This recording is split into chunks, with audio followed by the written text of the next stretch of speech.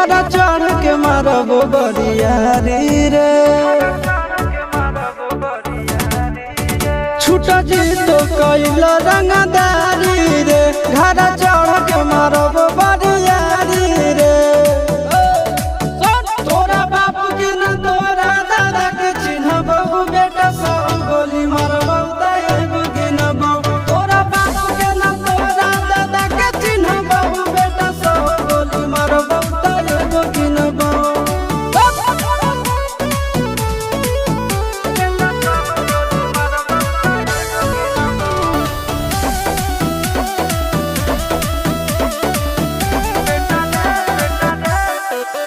बेटा रे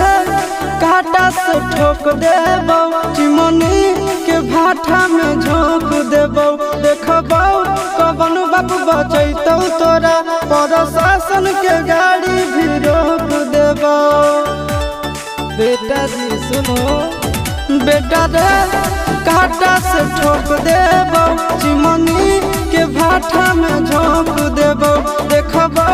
कवन बाप बचैतौ तोरा प्रशासन के गाड़ी भी रोक देबौ तोरा जैसन के हम खड़े खड़े गिनबौ बेटा सब गोली मारबौ एगो गिनबौ तोरा बाप के न तोरा दादा के चिन्हबौ बेटा सब गोली मारबौ एगो गिनबौ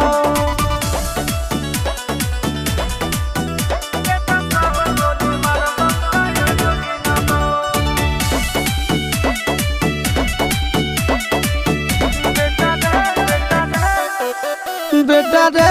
दौड़ा के बाजार में मारबौ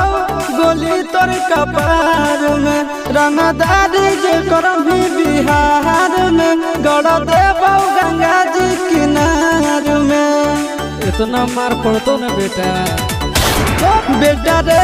दौड़ा के बाजार में मारबौ गोली तोर कपार में रंगदारी जे करभी बिहार में गड़ देबौ गंगा जी किनार में कहो चिंटू आशीष के कारण सुनबौ बेटा सब गोली मारबौ एगो गिनबौ तोरा बाप के न तोरा दादा के चिन्हबौ बेटा सब गोली मारबौ एगो गिनबौ मारत मारत पिछुआरा लाल कर दे बेटा ध्यान से बाप इधर है।